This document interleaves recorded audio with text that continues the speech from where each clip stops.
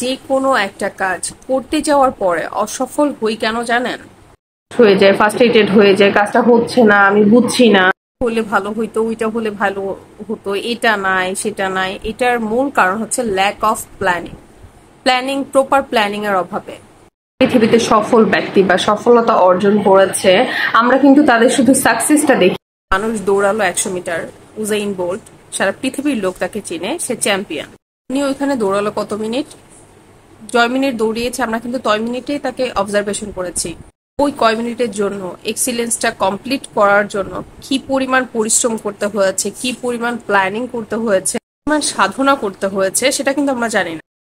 Diet planning, sleeping planning, running planning, planning, মানুষের সব কিছুই আন্ডার প্ল্যানিং থাকে। এটা শুধু একটা মাত্র উদাহরণ দিলাম।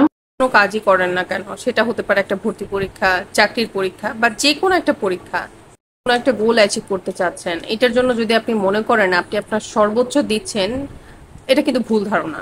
কোনো কিছু একটা করতে গেলে মনে করি এর বেশি আমি কিছু করতে পারবো না, এটাই আমার সর্বোচ্চ দেওয়ার মতো ক্ষমতা, কিন্তু এটা আমাদের ভুল ধারণা। আমরা যদি আমাদের মনোবলটাকে একটু পুশ করি তাহলে কিন্তু আমরা আরো অনেক কিছু অ্যাচিভ করতে পারবো। ক্ষমতা আমাদের আছে, কিন্তু আমাদের এই ক্ষমতাগুলো নষ্ট হয়ে যায় কোথায় জানেন? প্রপার প্ল্যানিং এর অভাবের কারণে। গোলটা সুস্পষ্ট না থাকার কারণে আমাদের এনার্জিটা নষ্ট হয়ে যায়। করেন ঘরে বসে মনে করি এইটা হব সেইটা হব, মিলিনিয়ার হয়ে যাব, ভর্তি পরীক্ষায় পাশ করে যাব, কিন্তু এটার পেছনে বা এটার জন্য কি কি করতে হবে এটা সম্পর্কে মিনিমাম ধারণা তো আমাদের নাই। ঠিক যে ধারণাটা সেটাও নাই।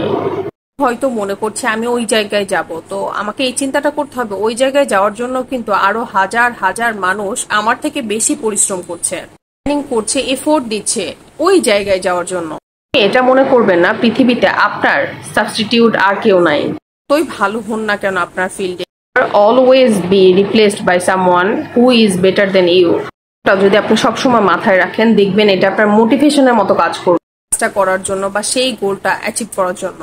গোলটা অ্যাচিভ করার জন্য আপনাকে সবসময় একটা জিনিস মাথায় রাখতে হবে, আপনার গোলটা যত সুস্পষ্ট হবে, আপনার প্ল্যানিংটা যত ভালো হবে, আপনার সেটা অ্যাচিভ করার ক্ষমতা তত বেশি থাকবে।